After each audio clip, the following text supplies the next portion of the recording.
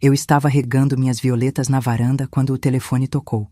Era uma terça-feira de manhã, dessas que começam calmas demais para serem verdade. Olhei para o número na tela e meu coração deu um pequeno salto. Ana.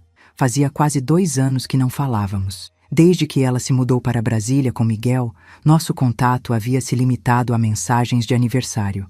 Olga, você precisa me ajudar. A voz dela estava tremendo do outro lado da linha. Marcelo apareceu. Larguei o regador no chão. A água se espalhou pelos azulejos, mas eu nem conseguia me mover. Marcelo, meu irmão, o homem que havia sumido da vida do próprio filho 17 anos atrás, como se nunca tivesse existido. Como assim apareceu? Perguntei, sentando na cadeira de balanço que minha mãe me deixou. Minha voz saiu mais rouca do que eu esperava. Ele veio aqui em casa ontem à noite. Estava com um advogado, Olga. Um homem de terno caro, com uma pasta cheia de papéis. Eles disseram que sabem sobre o dinheiro do Miguel. Mas, antes de continuarmos com essa história, eu peço gentilmente que você se inscreva no canal, curta o vídeo e me diga de qual cidade você está me ouvindo. Me encantaria saber aonde está chegando as nossas histórias. O mundo pareceu parar. Miguel, meu sobrinho que eu mal conhecia, havia vendido uma empresa que criou por 14 milhões de reais apenas 3 meses atrás. A notícia havia saído nos jornais locais e até em alguns sites nacionais. Jovem de 17 anos com necessidades especiais se torna milionário, diziam as manchetes. Eu havia guardado todas as reportagens numa pasta, orgulhosa de um menino que nem sabia da minha existência. O que eles queriam? Perguntei, já sabendo a resposta, mas precisando ouvir. Ana soluçou do outro lado. Marcelo disse que quer os direitos dele como pai. Disse que tem direito a uma parte do dinheiro porque Miguel é menor de idade. O advogado falou em tutela, em patrimônio familiar, em um monte de coisas que eu não entendo. Fechei os olhos e tentei controlar a raiva que começava a ferver no meu peito. Marcelo sempre foi assim. Quando éramos crianças, ele desaparecia na hora de fazer as tarefas domésticas, mas sempre aparecia quando nossa mãe servia a sobremesa. Quando nossa avó morreu e deixou algumas joias, ele foi o primeiro a perguntar quanto valiam. E agora, depois de 17 anos sumido, ele ressurgia porque havia dinheiro envolvido.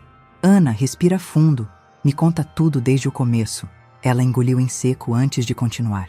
Eles chegaram por volta das 8 da noite. Miguel estava no quarto estudando para a prova de matemática. Quando abri a porta e vi Marcelo, eu quase desmaiei. Ele está diferente, mais velho, com cabelo grisalho, mas eu reconheci na hora. Ele sorriu para mim como se fosse a coisa mais natural do mundo e disse: "Oi, Ana, posso entrar?" Eu podia imaginar a cena. Ana sempre foi uma mulher delicada, dessas que evita conflito a qualquer custo. Deve ter sido um choque terrível ver o homem que a abandonou grávida aparecer na porta como se nada tivesse acontecido. Eu deixei eles entrarem porque não sabia o que fazer. O advogado começou a falar sobre direitos paternais, sobre como Marcelo nunca renunciou oficialmente à guarda do Miguel. Disse que meu filho, por ser menor de idade e ter uma deficiência, precisa de supervisão familiar mais ampla para administrar uma quantia tão grande de dinheiro. E o Miguel? Ele viu o pai? Graças a Deus, não. Eu pedi para ele ficar no quarto e ele obedeceu. Mas, Olga, eu estou apavorada. Eles disseram que vão voltar amanhã com mais papéis.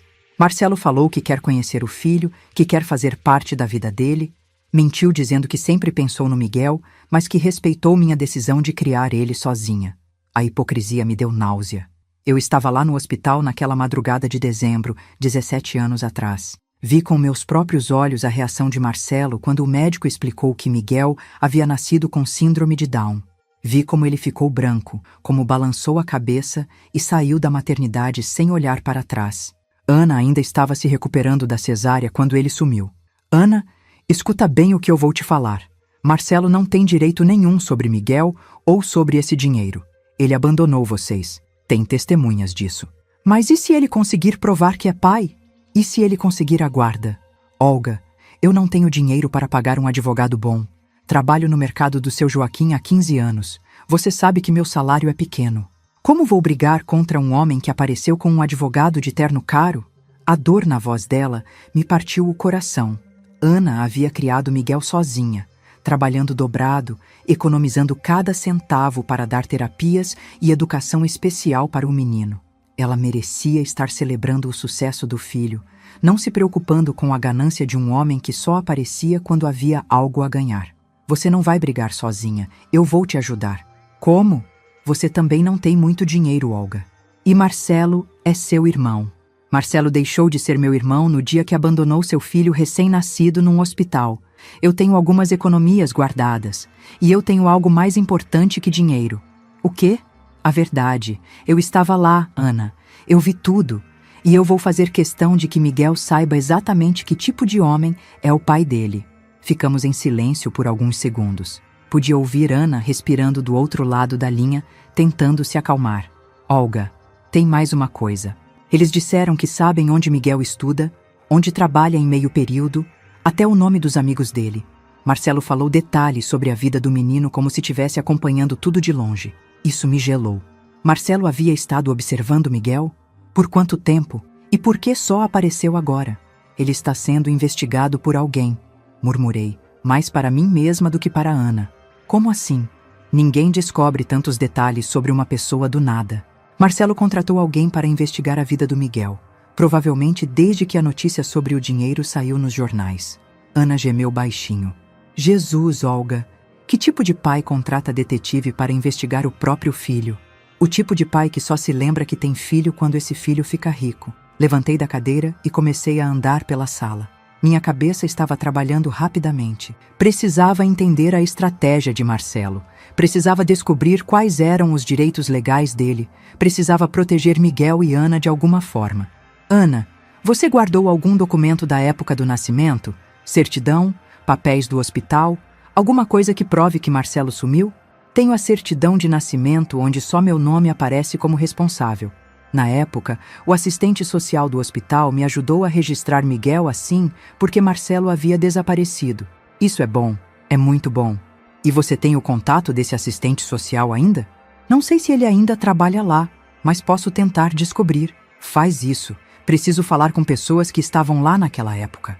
Enfermeiras, médicos, qualquer um que possa testemunhar que Marcelo abandonou vocês deliberadamente. Podia ouvir Ana chorando baixinho. Olga, e se ele conseguir mesmo? E se ele levar meu filho embora de mim? Miguel é tudo que eu tenho. Isso não vai acontecer. Miguel tem 17 anos, não é uma criança pequena. Ele pode escolher com quem quer ficar. E além disso, ele é inteligente. Quando souber a verdade sobre o pai, vai entender tudo. Você acha que devo contar para ele que Marcelo apareceu?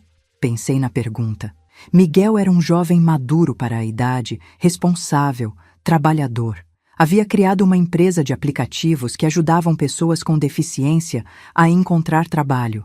Era um menino que transformou a própria dificuldade em solução para outros. Ele merecia saber a verdade. Conta sim, mas conta do seu jeito, com calma. Deixa claro que você está lidando com a situação e que ele não precisa se preocupar. E Ana, quê? Não deixa eles entrarem na sua casa de novo. Se eles voltarem amanhã, você atende na porta, mas não deixa entrar. Diz que qualquer conversa tem que ser com advogados presentes dos dois lados. Está bem. Olga, muito obrigada. Eu não sabia mais o que fazer. Vamos resolver isso juntas. Amanhã eu viajo para Brasília. O quê? Olga, você não precisa... Preciso sim. Marcelo quer brincar de pai de família depois de 17 anos? Então ele vai ter que explicar para mim por que desapareceu quando Miguel mais precisava dele. Depois que desliguei o telefone, fiquei parada na varanda, olhando para as violetas que ainda pingavam água no chão. Minha mente estava fervilhando com memórias daquela noite no hospital, com a raiva que senti quando vi Marcelo virar as costas para o próprio filho. Eu havia prometido para mim mesma naquele dia que se um dia Miguel precisasse de proteção, eu estaria lá. Esse dia havia chegado. Peguei o telefone de novo e liguei para a rodoviária. O primeiro ônibus para Brasília saía às 6 da manhã. Comprei a passagem pelo telefone e comecei a fazer as malas. Tinha uma sensação estranha no estômago, como se alguma coisa muito pior estava prestes a ser revelada. Durante toda a viagem para Brasília, não consegui tirar da cabeça aquela noite de dezembro de 2006. Estava no ônibus, olhando a paisagem passar pela janela, mas minha mente estava naquele corredor do Hospital São Lucas, cheirando a desinfetante e ouvindo os gritos de dor de Ana vindo da sala de parto. Marcelo andava de um lado para o outro, as mãos no bolso, olhando para o relógio a cada 2 minutos. Eu havia chegado assim que ele me ligou, às 3 da madrugada, dizendo que Ana estava em trabalho de parto. Peguei o primeiro táxi e corri para o hospital. Está demorando demais, ele reclamava. Já faz 5 horas que ela entrou lá. Primeiro filho sempre demora mais, eu respondi, tentando acalmá-lo. Lembra quando nossa irmã Carla teve a Júlia? Foram 8 horas de trabalho de parto. Mas Marcelo não estava preocupado com Ana. Eu percebia pelo jeito dele, pela impaciência. Ele estava ali porque era o que se esperava dele, não porque realmente queria estar. Aos 28 anos, meu irmão ainda agiu como um adolescente irresponsável. Namorava Ana há apenas 1 ano quando ela engravidou. Foram quase 6 da manhã quando a enfermeira apareceu no corredor. Era uma mulher baixinha, de óculos, que andava rapidinho com os sapatos fazendo barulho no chão. Família do bebê Werneck? Ela chamou. Somos nós? Respondi, levantando da cadeira de plástico. Marcelo veio atrás de mim, limpando o suor das mãos na calça jeans. O bebê nasceu. É um menino, mas precisamos conversar com vocês. O tom dela me deixou preocupada na hora. Está tudo bem? A Ana está bem? A mãe está ótima. Mas o bebê... Bem, o médico vai explicar melhor. Venham comigo. Seguimos ela por um corredor longo até uma salinha pequena com apenas 4 cadeiras e uma mesa. Doutor Henrique, o obstetra, entrou alguns minutos depois. Era um homem grande, de barba grisalha, daqueles que passam confiança só de olhar. Primeiro, quero tranquilizar vocês. O bebê está saudável, respirando bem, chorando forte. Mas durante o parto, identificamos algumas características físicas que sugerem síndrome de Down. O silêncio tomou conta da sala. Marcelo ficou branco, completamente branco. Como assim síndrome de Down? Ele perguntou, a voz tremendo. É uma condição genética. O bebê vai precisar de cuidados especiais, acompanhamento médico regular, terapias. Mas muitas crianças com síndrome de Down levam vidas produtivas e felizes. Vamos fazer alguns exames para confirmar o diagnóstico, mas pelas características físicas é bem provável. Olhei para Marcelo. Ele estava com a cabeça entre as mãos, balançando de um lado para o outro. Doutor, posso ver meu sobrinho? Perguntei. Claro, a enfermeira vai levá-los até o berçário. A mãe ainda está na sala de recuperação, mas em algumas horas poderá receber visitas. Quando chegamos no berçário, o bebê estava dormindo num bercinho pequeno, todo embrulhado numa manta azul. Era miudinho, com pouco cabelo, mas tinha as bochechas rosadas de saúde. Miguel Werneck Almeida, dizia a plaquinha na cabeceira. Olha só, Marcelo, seu filho, que menininho lindo. Mas quando me virei para o lado, Marcelo não estava mais lá. Tinha sumido. Procurei ele pelo hospital inteiro. Perguntei na recepção, no estacionamento, na lanchonete. Nada. Voltei para o berçário e fiquei ali, olhando para Miguel, sentindo uma mistura de raiva e tristeza que eu nunca havia sentido antes. 2 horas depois, Ana acordou. Quando a enfermeira a trouxe numa cadeira de rodas para conhecer o filho, ela chorou. Não de tristeza, mas de alegria. Pegou Miguel no colo como se ele fosse a coisa mais preciosa do mundo. Onde está o Marcelo? Ela perguntou, olhando ao redor. Eu não soube o que responder. Como você conta para uma mulher que acabou de dar à luz que o pai do bebê fugiu quando soube que a criança tinha uma deficiência? Ele foi em casa buscar algumas coisas para você. Menti. Ana sorriu, balançando Miguel nos braços. Ele deve estar nervoso. Primeiro filho, né? Homem fica assim mesmo. Durante os 3 dias que Ana ficou no hospital, Marcelo não deu sinal de vida. Não atendeu o telefone, não respondeu mensagens. Quando Ana perguntava por ele, eu inventava desculpas. Estava resolvendo papelada, comprando coisas para o bebê, organizando a casa. No 4º dia, quando Ana recebeu alta, ela finalmente percebeu que alguma coisa estava errada. Olga, cadê o Marcelo? Por que ele não veio me buscar? Estávamos no quarto do hospital, ela terminando de arrumar as coisas numa bolsa pequena que eu havia trazido. Miguel dormia no carrinho do lado da cama. Ana, senta aqui um pouco. Ela me olhou com aqueles olhos castanhos cheios de cansaço e medo. Aconteceu alguma coisa com ele? Não aconteceu nada. Marcelo está bem, mas ele sumiu. Como assim sumiu? Desde o dia que Miguel nasceu, desde que o médico falou sobre a síndrome de Down, ele não apareceu mais. Não atende telefone, não responde mensagem. Eu fui até a casa dele ontem. Os vizinhos disseram que ele saiu com 2 malas. Ana ficou em silêncio por um tempo longo, olhando para Miguel dormindo. Quando ela falou, a voz saiu baixinha, quase um sussurro. Ele me abandonou por causa do bebê. Ana, não, está tudo bem. Eu já sabia que isso podia acontecer. Marcelo nunca foi de assumir responsabilidade. Quando eu contei que estava grávida, ele demorou 2 semanas para aceitar a ideia de ser pai. Eu só não imaginei que ele fugiria na hora que mais precisássemos dele. Ela não chorou. Isso me impressionou. Ana sempre foi uma mulher forte, mas naquele momento, ela mostrou uma coragem que eu não sabia que ela tinha. Eu vou cuidar do Miguel sozinha. Nós vamos ficar bem. E ficaram. Durante os 17 anos seguintes, Ana trabalhou dobrado para dar tudo o que Miguel precisava. Terapias, médicos, escola especial, cursos. Ela nunca se casou de novo. Dedicou a vida toda para aquele menino. Eu tentei ajudar sempre que pude, mas Ana tinha orgulho. Aceitava apenas presentes de aniversário e Natal para Miguel. Quando eu oferecia dinheiro para as terapias ou para a escola, ela agradecia, mas recusava. Eu dou conta, Olga. Miguel é minha responsabilidade. E deu conta mesmo. Miguel cresceu sendo um dos melhores alunos da escola. Aprendeu a programar computadores sozinho, criou aquela empresa de aplicativos que ajudava pessoas como ele a encontrar trabalho. Tornou-se um jovem educado, respeitoso, trabalhador. Tudo isso sem o pai. E agora Marcelo aparecia querendo direitos? Querendo uma parte do dinheiro que Miguel ganhou com o próprio esforço? A hipocrisia me revoltava. Quando o ônibus chegou em Brasília, eu estava com um plano.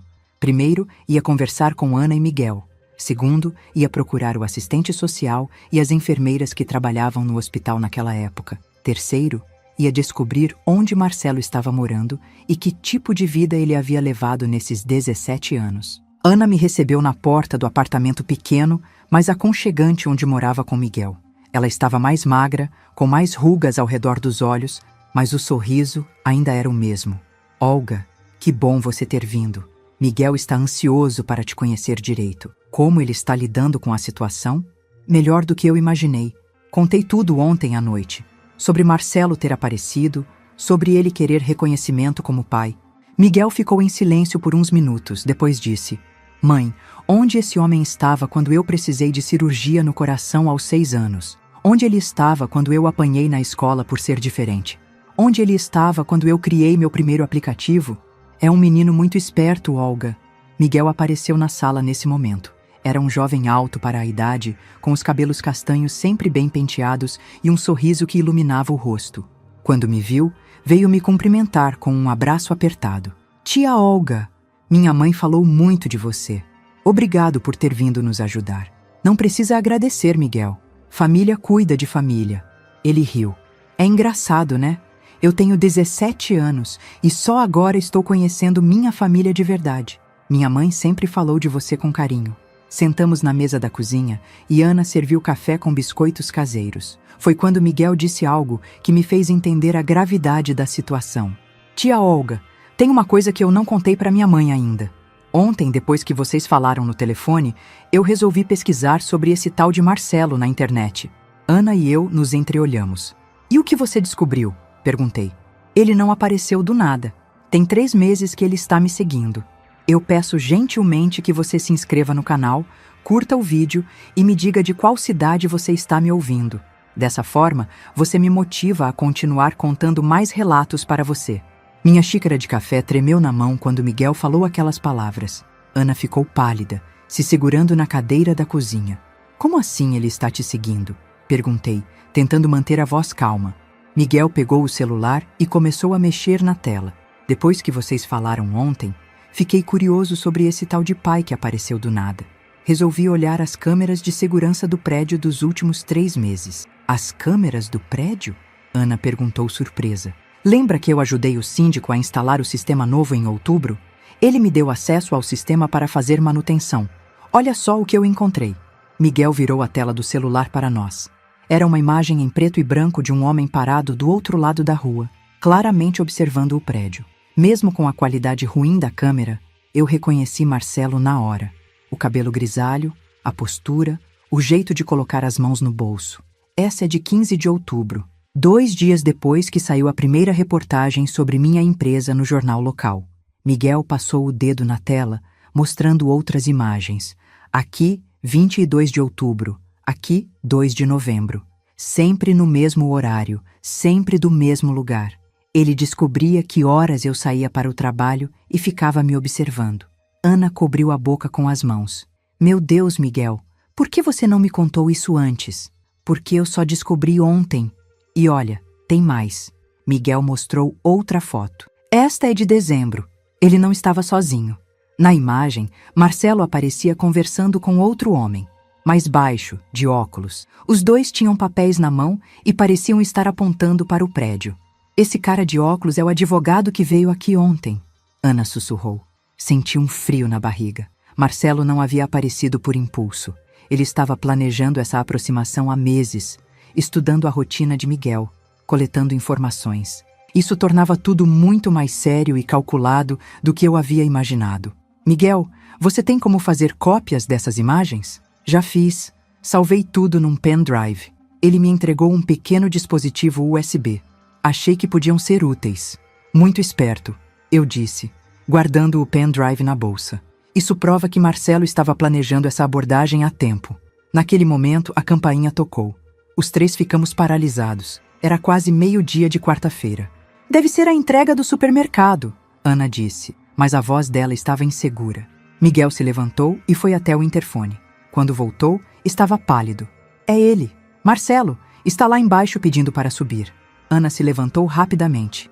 Não deixa ele subir. Eu falei que não queria ele aqui. Calma, eu disse. Miguel, fala com ele pelo interfone. Diz que só conversamos se for na portaria, com outras pessoas por perto. Miguel apertou o botão do interfone. Olha, você pode falar comigo aqui por baixo se quiser, mas não vai subir. A voz de Marcelo saiu metálica pelo aparelho. Miguel, sou seu pai. Preciso conversar com você e com sua mãe sobre uma coisa muito importante. Minha mãe já conversou com você ontem.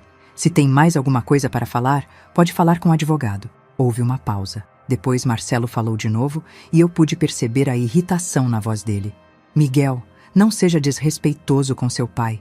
Estou aqui para o seu bem, para o bem da nossa família. Ana fez sinal para Miguel desligar, mas eu balancei a cabeça. Queria ouvir o que mais Marcelo tinha para falar. Que família? Miguel respondeu. Onde você estava quando eu nasci? Onde estava quando eu fiz cirurgia no coração? Onde estava quando eu apanhei na escola? Mais uma pausa. Quando Marcelo voltou a falar, o tom estava diferente, mais suave, como se estivesse tentando representar um papel. Miguel, eu sei que sua mãe contou algumas coisas sobre mim, mas ela não sabe toda a verdade. Quando você nasceu, eu fiquei muito doente. Depressão, filho. Não conseguia nem sair da cama. Os médicos disseram que era melhor eu me afastar até me recuperar. Ana balançou a cabeça com raiva. Que mentira descarada, murmurou. O problema é que a doença demorou muito para passar. Anos. Quando finalmente consegui melhorar, vocês já tinham sumido. Sua mãe havia mudado de endereço, de telefone. Eu procurei vocês durante muito tempo. Miguel olhou para mim e para Ana. Eu podia ver que, mesmo sabendo da verdade, as palavras de Marcelo estavam mexendo com ele. Era natural. Todo filho quer acreditar que o pai teve boas razões para não estar presente. Se você nos procurou tanto, por que só apareceu agora? Miguel perguntou. Porque eu finalmente consegui descobrir onde vocês moravam. E porque eu soube que você se tornou um jovem de sucesso. Estou muito orgulhoso de você, filho. A palavra orgulhoso me deu náusea. Como alguém pode sentir orgulho de uma criança que nunca ajudou a criar? Se você quer conversar comigo, Miguel disse, pode marcar um encontro num lugar público. Mas agora não dá. Tenho que trabalhar. Miguel, espera. Tem uma pessoa aqui comigo que gostaria de te conhecer. Olga, sua tia. Ela pode subir? Meu sangue gelou. Marcelo sabia que eu estava ali. Como? Ana e Miguel me olharam assustados. Fiz sinal para eles ficarem calmos e peguei o interfone. Oi, Marcelo. Sou eu, Olga. Olga, que bom que você veio. Preciso conversar com você urgentemente. É sobre nossa família. Desce que eu vou falar contigo na portaria. Não seria melhor conversarmos lá em cima? É uma conversa particular. Não, aqui embaixo está bom. Houve uma pausa. Depois ele disse, está bem, te espero aqui. Peguei minha bolsa e me virei para Ana e Miguel. Fiquem aqui. Não deixem ninguém subir. Se demorar mais de 30 minutos ou se vocês perceberem qualquer movimento estranho, chamem a polícia. Olga, tenha cuidado, Ana disse. Ele estava com o advogado ontem. Pode estar com ele hoje também. Desci até a portaria com o coração disparado. Marcelo estava sozinho, encostado na parede do lado de fora do prédio. Quando me viu, sorriu como se fôssemos velhos amigos se reencontrando. Olga, que saudade, você está ótima. Ele tentou me abraçar, mas eu dei um passo para trás. O que você quer, Marcelo? O sorriso dele vacilou um pouco. Poxa, que frieza. Somos irmãos, Olga. Não nos vemos há anos. Não nos vemos há 17 anos porque você sumiu quando seu filho nasceu. E agora aparece querendo o quê? Olha, eu sei que você deve estar chateada comigo. Ana provavelmente contou a versão dela da história. Mas as coisas não foram bem assim. Cruzei os braços. Então me conta como foram. Marcelo olhou ao redor, como se estivesse checando se alguém estava ouvindo. Quando Miguel nasceu, eu tive uma crise de depressão muito grave. Não conseguia nem funcionar. O médico disse que era melhor eu me afastar até melhorar. Que médico? Como era o nome dele? A pergunta pegou Marcelo desprevenido. Ah, era Dr. Silva. Fernando Silva. Mentira óbvia. Ele estava inventando na hora. E onde você ficou internado para tratamento? Não foi internação. Era tratamento ambulatorial. Em que clínica? Marcelo começou a ficar irritado. Olga, por que esse interrogatório? O importante é que agora eu melhorei e quero recuperar o tempo perdido com meu filho. Recuperar tempo perdido ou recuperar dinheiro que não é seu? O sorriso dele sumiu completamente. Como é que é? Você acha que eu sou boba, Marcelo? 17 anos sumido e aparece justamente agora, 3 meses depois que Miguel ficou rico? Você acha que é coincidência? Ele deu alguns passos na minha direção. Por um momento, eu vi o verdadeiro Marcelo. O homem egoísta e ganancioso que sempre foi. Escuta aqui, Olga. Miguel é meu filho. Eu tenho direitos. Que direitos? Você abandonou ele recém-nascido num hospital. Eu não abandonei. Eu estava doente. Estava doente coisa nenhuma. Eu estava lá, Marcelo. Eu vi quando você saiu correndo do hospital, depois que o médico falou sobre a síndrome de Down. Não volta com essa mentira de depressão para cima de mim. O rosto dele ficou vermelho. Ana encheu sua cabeça com mentiras. Ana não me contou nada que eu já não sabia. Eu vi tudo com meus próprios olhos. Marcelo respirou fundo e tentou mudar a estratégia. Quando falou de novo, estava usando aquele tom manipulador que eu conhecia desde criança. Olga, você sempre foi uma mulher sensata, inteligente. Eu preciso da sua ajuda. Para quê? Para convencer Miguel a me dar uma chance. Ele está revoltado, é compreensível. Mas você pode explicar para ele que as coisas não foram como Ana contou. E por que eu faria isso? Porque somos família. E porque se você não me ajudar, eu vou ter que recorrer à justiça. A ameaça estava clara. Que tipo de justiça? Miguel é menor de idade, tem uma deficiência. Acabou de receber uma quantia muito alta de dinheiro. A justiça pode entender que ele precisa de supervisão paterna para administrar esse patrimônio. E você acha que um pai que sumiu durante 17 anos tem condições de supervisionar alguma coisa? Eu posso provar que tentei manter contato. Posso provar que Ana me impediu de ver meu filho. Isso me alarmou. Como você vai provar uma mentira dessas? Marcelo sorriu de novo, mas não era um sorriso bonito. Era o sorriso de quem estava planejando alguma coisa ruim. Tenho meus métodos. E tenho um advogado muito competente que já está preparando a documentação. Documentação falsa? Documentação que comprova minha versão dos fatos. Olga, você pode tornar isso muito mais fácil para todo mundo. Basta você confirmar que eu realmente estava doente naquela época. Que você viu como eu estava sofrendo.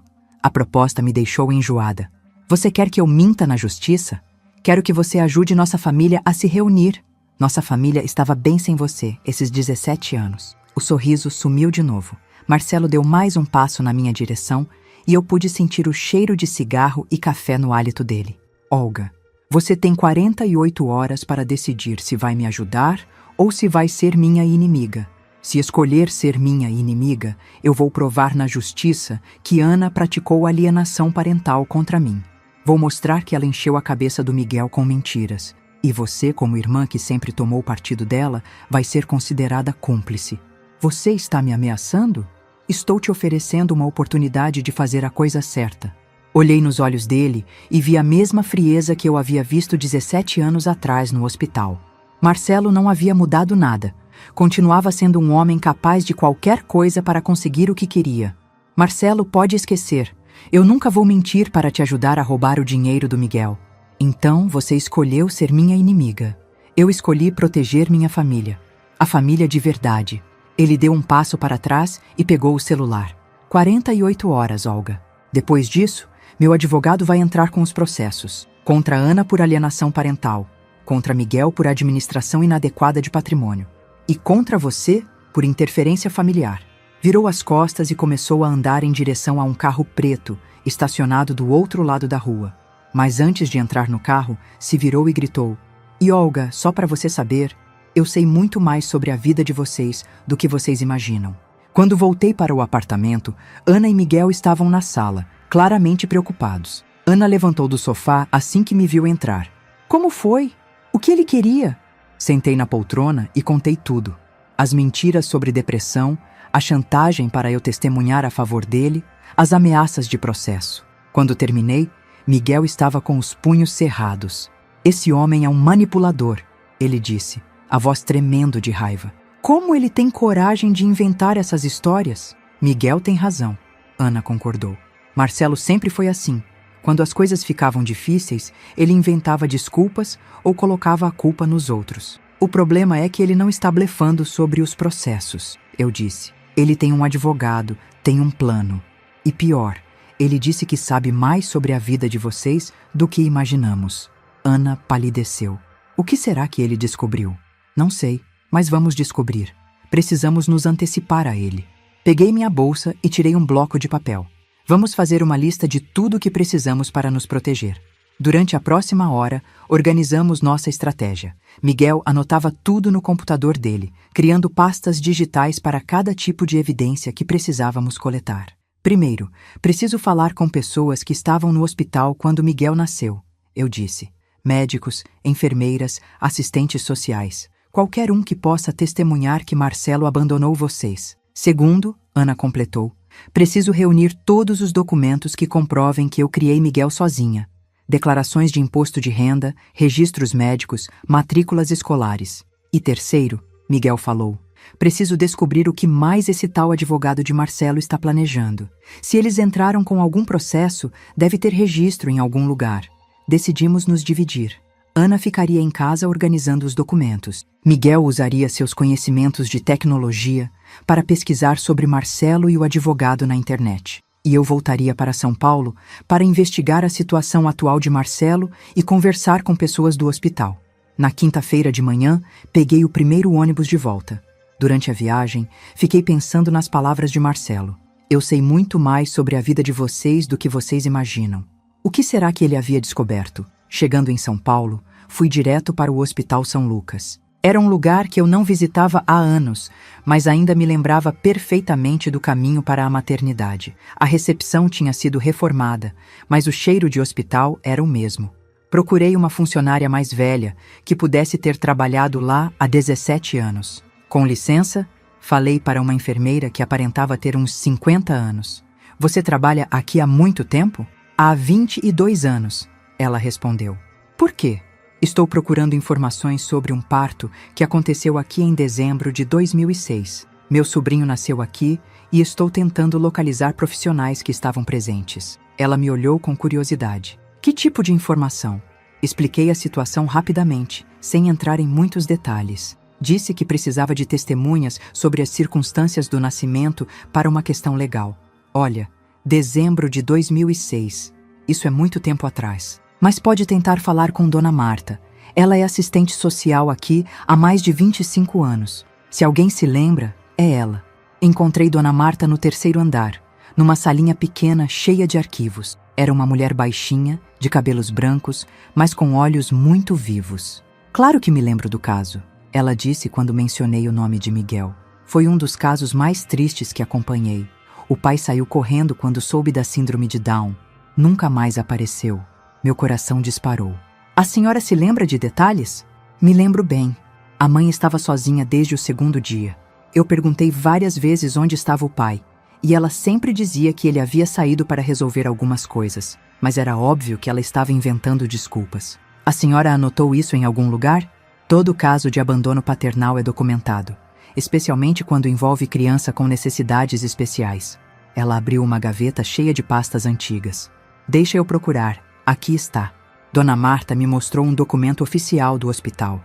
Era um relatório de assistência social, datado de 20 de dezembro de 2006. Estava escrito: pai ausente desde o diagnóstico de síndrome de Down. Mãe sem apoio familiar direto. Recomenda-se acompanhamento social pós-alta. Posso ter uma cópia disso? Claro. E olha, tem mais uma coisa. Ela mexeu em outras pastas. Naquela época, a gente fotografava alguns casos especiais para documentar. Aqui está uma foto da mãe com o bebê no dia da alta. Na foto, Ana aparecia segurando Miguel, sozinha na cadeira de rodas na porta do hospital. Não havia ninguém mais na imagem.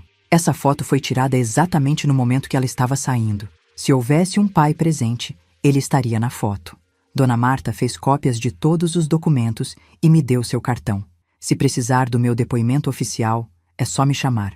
Saí do hospital com uma pasta cheia de evidências, mas sabia que precisava de mais. Decidi investigar a situação atual de Marcelo. Fui até o bairro onde ele morava antes de desaparecer.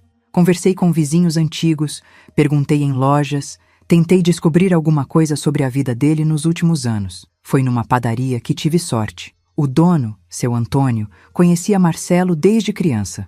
Marcelo Werneck? Nossa, faz anos que não vejo esse rapaz. Ouvi dizer que ele estava morando numa pensão ali na Vila Madalena. Pensão?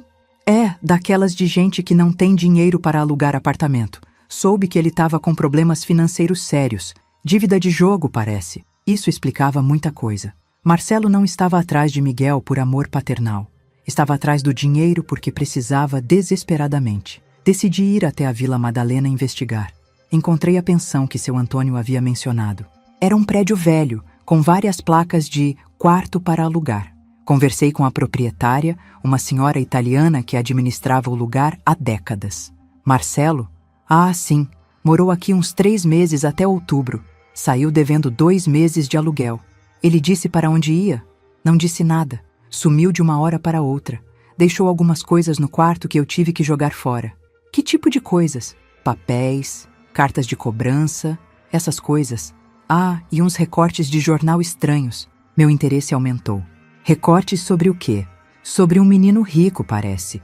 Tinha várias reportagens sobre uma empresa de computador, sobre um jovem que ficou milionário. Achei esquisito um homem da idade dele interessado nessas coisas. Agora tudo fazia sentido. Marcelo estava colecionando informações sobre Miguel desde outubro, quando saiu da pensão. Provavelmente foi aí que começou a planejar a aproximação. A senhora guardou alguma coisa?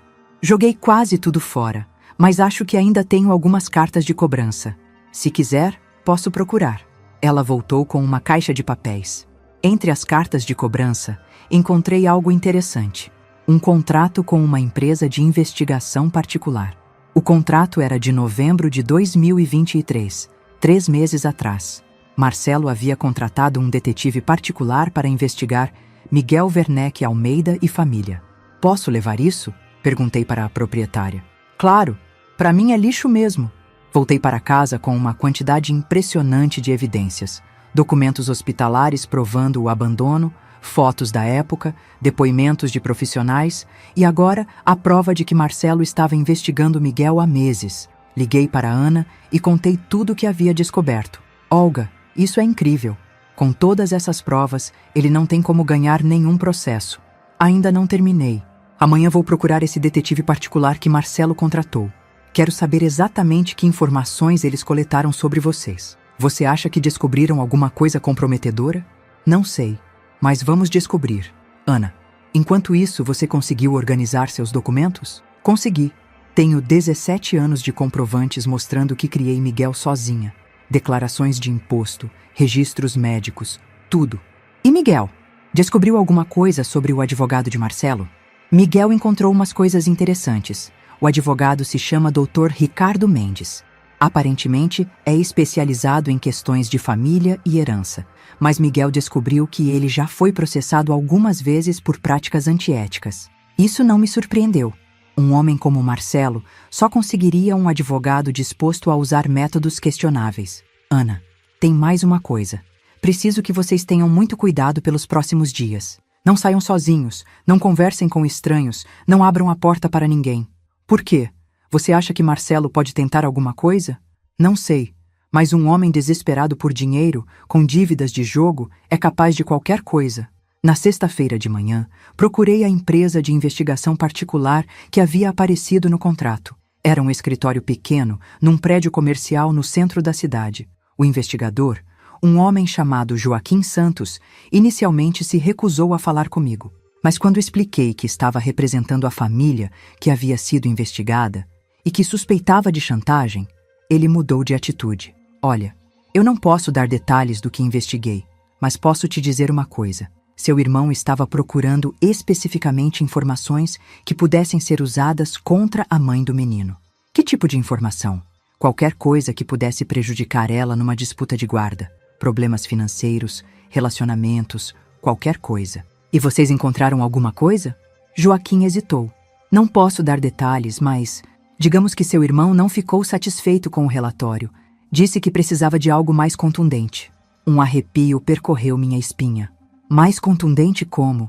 Ele perguntou se a gente podia, digamos, criar evidências. Quando eu disse que não fazemos esse tipo de trabalho, ele saiu do escritório furioso. Então ele pode estar tentando conseguir evidências falsas em outro lugar?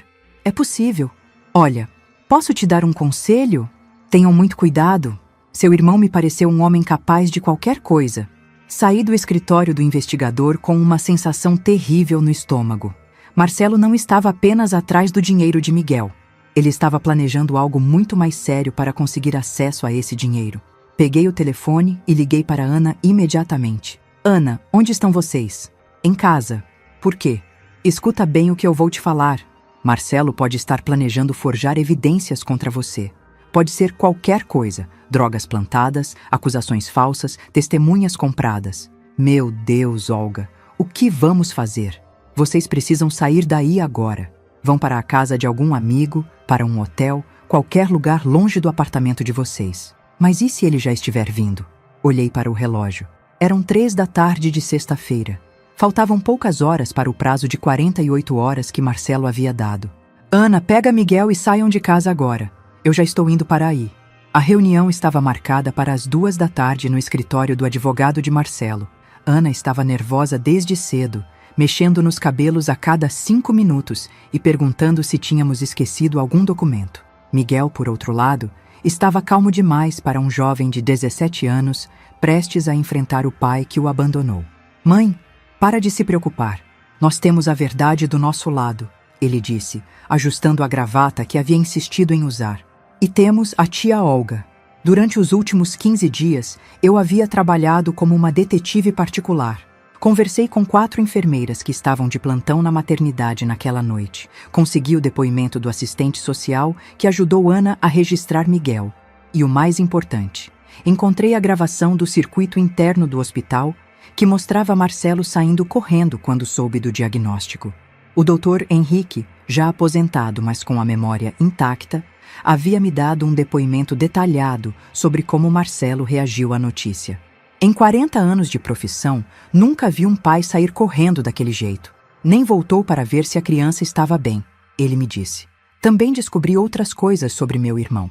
Durante esses 17 anos, Marcelo havia se casado 2 vezes e se divorciado 2 vezes. Tinha dívidas em 3 bancos, o apartamento estava penhorado e havia processos trabalhistas contra a pequena empresa de equipamentos de som que ele tentava manter funcionando.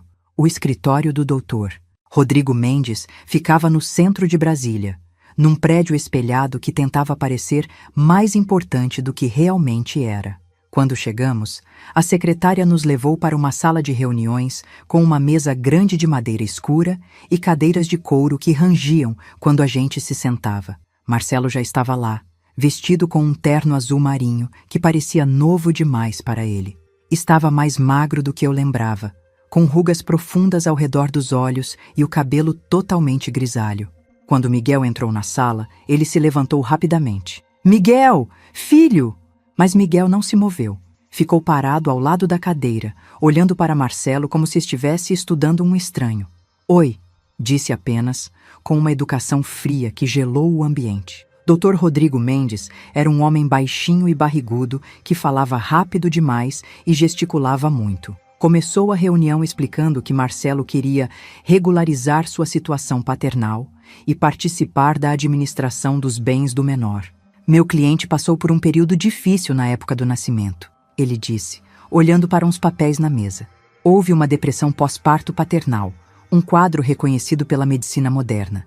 Ele precisou se afastar para se tratar, mas nunca renunciou aos direitos paternais. Ana apertou minha mão por debaixo da mesa. Consegui sentir ela tremendo. Doutor Rodrigo, eu disse, abrindo a pasta que havia trazido. Antes de continuarmos, preciso esclarecer alguns pontos sobre essa alegada depressão pós-parto paternal. Coloquei na mesa as primeiras fotos. Marcelo numa festa de Ano Novo, 3 semanas depois de Miguel nascer, sorrindo ao lado de uma mulher loira com quem estava dançando. Essa foto foi tirada no dia 31 de dezembro de 2006, 3 semanas depois do nascimento do Miguel.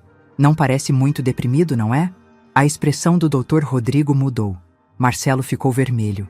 Olga, isso não prova nada, ele murmurou. Não? Então vamos para as próximas evidências. Espalhei sobre a mesa os depoimentos das enfermeiras, a declaração do Dr. Henrique, as fotos da primeira viagem que Marcelo fez para o Rio de Janeiro apenas 2 semanas depois de sumir do hospital. Marcelo saiu correndo da maternidade no exato momento em que soube que Miguel tinha síndrome de Down. A enfermeira Joana da Silva, que trabalha lá há 25 anos, disse que nunca viu um pai reagir daquele jeito. Ele não voltou para ver o filho, não perguntou sobre a saúde da Ana, simplesmente desapareceu. Miguel estava escutando tudo em silêncio, mas percebi que ele apertava as mãos uma na outra. E tem mais, continuei. Durante esses 17 anos, Marcelo se casou 2 vezes. Em nenhuma das certidões de casamento, ele declarou ter um filho. Quando pediu crédito no Banco Santander em 2009, assinou um documento afirmando não ter dependentes. No imposto de renda de 2012, 2013 e 2014, não declarou Miguel como dependente. Dr. Rodrigo olhou para Marcelo, claramente surpreso. Você não me falou sobre esses documentos. Eu posso explicar. Marcelo gaguejou. Pode explicar então, disse Miguel, falando pela primeira vez desde que cumprimentou o pai. Sua voz estava firme, sem raiva, apenas curiosa. Pode me explicar onde você estava quando eu fiz a primeira cirurgia no coração aos 6 anos de idade? Silêncio total na sala. Pode me explicar onde você estava quando eu apanhei de 5 meninos na escola porque eles disseram que eu era retardado? Minha mãe teve que sair do trabalho e ir me buscar com o rosto todo machucado. Marcelo abriu a boca, mas não saiu som nenhum. Pode me explicar onde você estava quando eu criei meu primeiro aplicativo aos 15 anos e fiquei acordado 3 noites seguidas programando porque queria mostrar para o mundo que pessoas como eu podem fazer coisas incríveis? A voz de Miguel estava ficando mais alta, mas ainda controlada. Era impressionante a maturidade dele. Sabe onde minha mãe estava em todos esses momentos?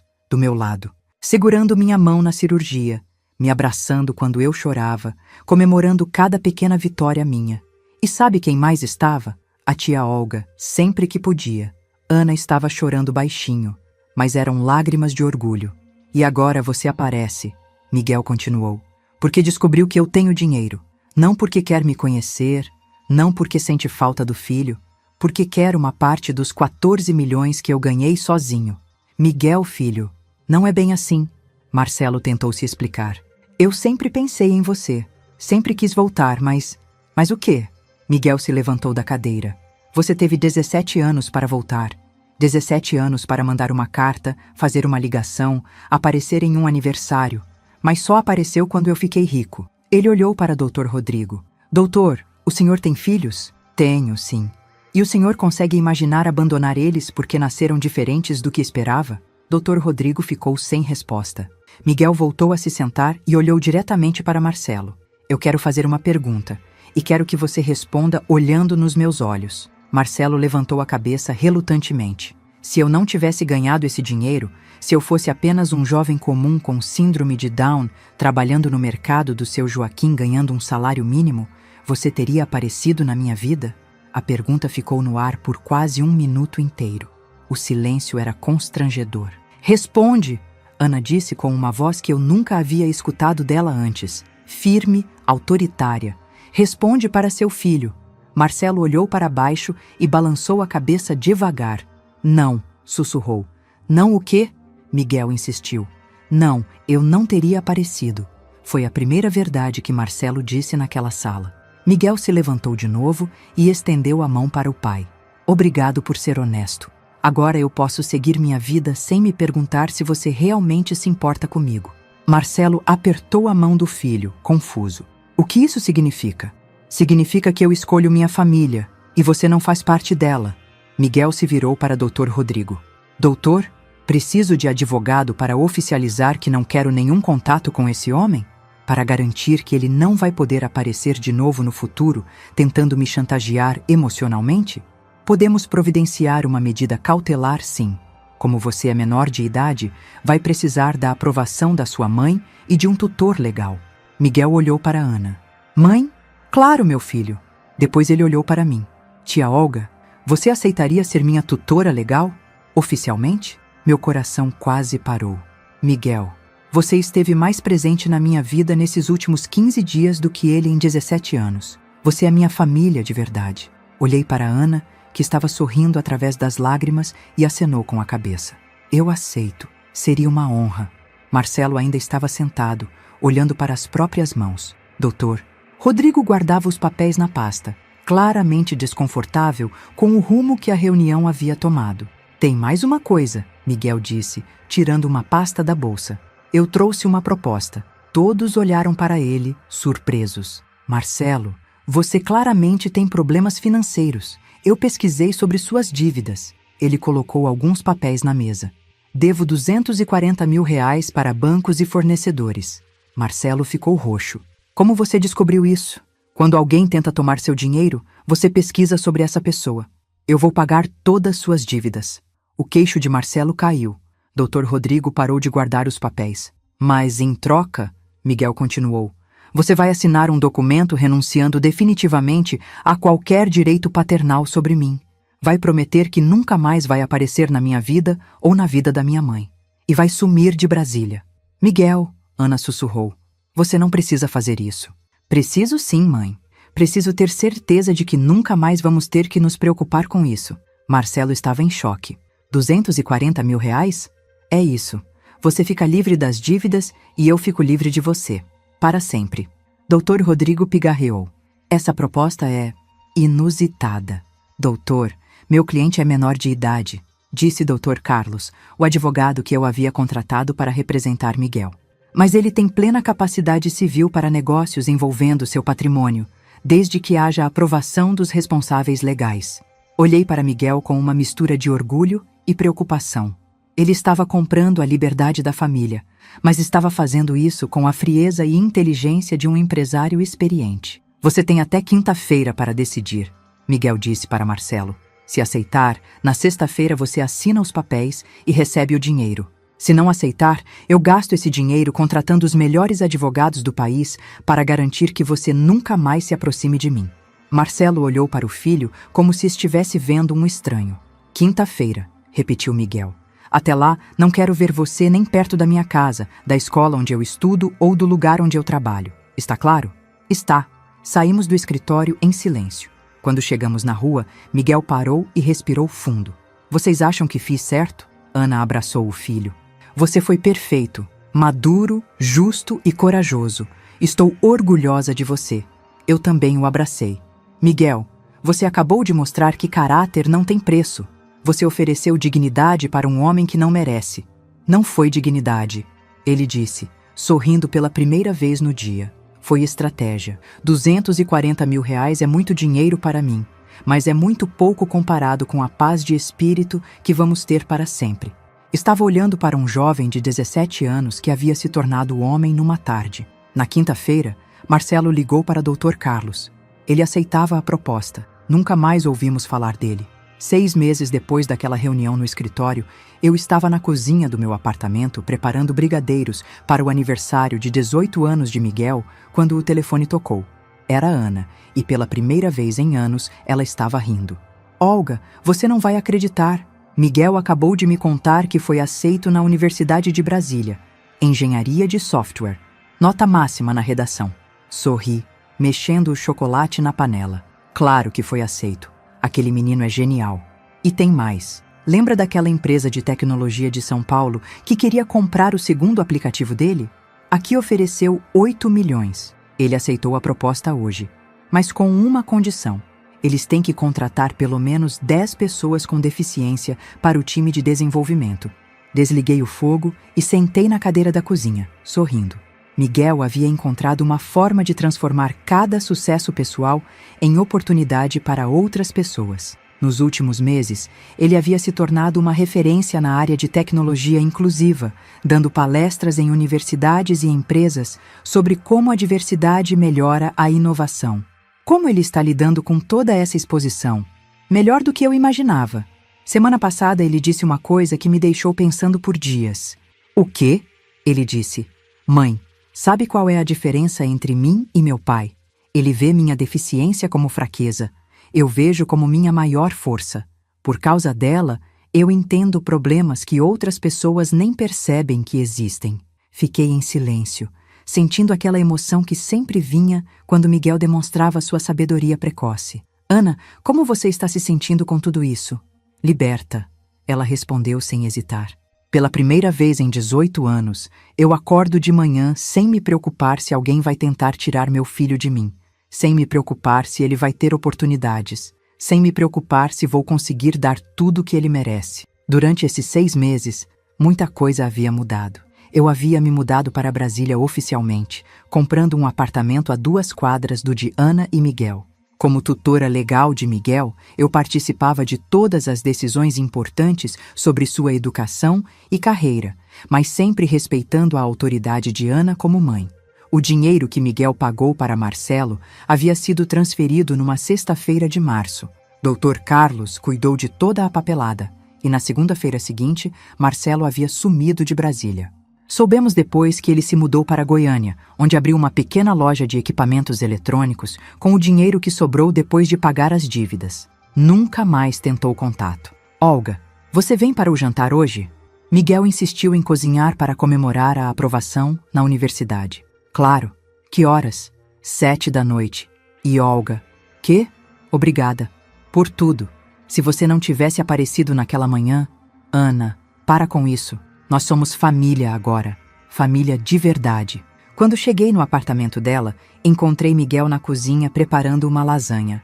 Ele havia crescido mais alguns centímetros nos últimos meses e estava mais confiante, mais maduro. Usava um avental que dizia Chef in Training, que eu havia dado de presente no Dia das Mães. Tia Olga, experimenta o molho e me diz se está bom. Provei e fiz cara de aprovação exagerada. Está perfeito. Onde você aprendeu a cozinhar assim? YouTube. A mesma fonte onde aprendi a programar. Ana apareceu na sala vestindo um vestido azul que eu não conhecia. Estava diferente, mais arrumada. Ana, você está linda hoje. Evento especial? Ela corou um pouco. Na verdade, tem uma coisa que eu queria contar para vocês. Miguel e eu nos entreolhamos curiosos. Lembram do Dr. Fernando, o veterinário onde eu levo o Pingo para consulta? Dr. Fernando era um homem viúvo na faixa dos 50 anos, educado e gentil. Ana havia mencionado algumas vezes como ele era atencioso e como conversavam sobre livros toda vez que ela ia ao consultório com o gato. Ele me convidou para jantar semana passada. Miguel largou a colher do molho e sorriu. Mãe, finalmente, já estava na hora. Miguel! O quê? Mãe, você tem 42 anos, merece ser feliz. E o Dr. Fernando é gente boa. Semana passada, ele ficou meia hora explicando sobre a alimentação de gatos só porque eu perguntei. Ana olhou para mim, procurando aprovação. Ana, o que eu acho não importa. O que importa é como você se sente. Eu me sinto jovem de novo. Faz tanto tempo que alguém me trata como mulher, não só como mãe do Miguel. Então aproveita, eu disse. Você criou um filho maravilhoso sozinha durante 18 anos. Merece toda a felicidade do mundo. Jantamos conversando sobre os planos de Miguel para a universidade, sobre o novo aplicativo que ele estava desenvolvendo para ajudar idosos a usar tecnologia, sobre os planos de Ana de talvez voltar a estudar agora que tinha mais tempo livre. Foi durante a sobremesa que Miguel fez o anúncio que mudou tudo. Eu quero dividir o dinheiro da venda do aplicativo em 3 partes iguais. Ana quase engasgou com o pudim. Como assim, Miguel? Uma parte para mim, uma para você, mãe, e uma para tia Olga. Miguel, não. Eu protestei imediatamente. Esse dinheiro é seu. Você trabalhou, você criou, você merece. Tia Olga, sem você, Marcelo teria conseguido pelo menos uma parte do dinheiro da primeira venda. Você me protegeu, protegeu minha mãe e, mais importante, você escolheu nossa família quando podia ter ficado do lado do seu próprio irmão. Ele se levantou e foi buscar uma pasta na mesa da sala. Eu já conversei com o Dr. Carlos. 2.600.000 para cada uma. Já está tudo preparado. Ana estava chorando. Miguel, meu filho, isso é loucura. Não é loucura, mãe. É justiça. Você abriu mão da sua vida para cuidar de mim. Trabalhou dobrado, nunca se casou, nunca viajou, nunca comprou nada para você. Agora você pode fazer tudo o que sempre quis. Ele se virou para mim. E você, tia Olga, pode parar de se preocupar com dinheiro. Pode viajar, pode comprar aquela casa com jardim que você sempre sonhou, pode fazer o que quiser. Olhei para aquele jovem de 18 anos distribuindo milhões como se fossem balas e senti um orgulho imenso. Miguel havia aprendido que dinheiro é ferramenta, não objetivo. Que família é quem escolhe ficar do seu lado, não quem divide seu DNA. Tem uma condição, ele continuou. Nós 3 sempre vamos morar perto uma das outras. Sempre vamos jantar juntas pelo menos uma vez por semana. E sempre vamos ser sinceras sobre tudo. Sempre. Ana concordou, ainda chorando. Sempre. Eu repeti, abraçando os 2. 3 semanas depois, estávamos na casa nova que Ana havia comprado num condomínio pequeno, mas aconchegante. Era uma casa de 2 quartos com quintal, onde ela podia plantar as flores que sempre quis ter. Miguel havia escolhido um apartamento moderno no mesmo condomínio, e eu estava procurando uma casa nas redondezas. Sabe o que mais me deixa feliz? Ana disse enquanto plantávamos rosas no jardim dela. É que Miguel vai poder escolher a profissão que quer, não a que precisa para sobreviver. Vai poder viajar o mundo, conhecer outras culturas, ter experiências que eu nunca pude dar para ele. E você também pode ter essas experiências agora. Ela sorriu, tirando a terra das mãos. 42 anos. Às vezes acho que é tarde demais para algumas coisas. Ana, olha para seu filho. Ele tinha toda a razão para crescer revoltado, amargurado, se sentindo rejeitado. Mas escolheu usar a dor para ajudar outras pessoas. Sabe por quê? Por quê? Porque teve você como exemplo. Uma mulher que nunca desistiu, que transformou o abandono em força, que ensinou dignidade na prática. Se você conseguiu criar um homem assim sozinha, imagina o que pode fazer agora com todo esse tempo e liberdade. Miguel apareceu no quintal carregando uma caixa. Mãe, chegou encomenda para você. Ana abriu a caixa e tirou um vestido de formatura universitária. Miguel, o que é isso? Sua matrícula no curso de pedagogia da UNB. Você sempre disse que queria ser professora, mas teve que trabalhar no mercado para me sustentar. Agora pode realizar esse sonho. Ana abraçou o filho com tanta força que ele riu. Mãe, você vai ser a melhor professora que aquelas crianças já tiveram. Naquela tarde, sentadas no jardim novo de Ana, tomando suco de maracujá e vendo Miguel explicar para uns meninos da vizinhança como criar um aplicativo, eu pensei em Marcelo. Será que ele sabia o que havia perdido?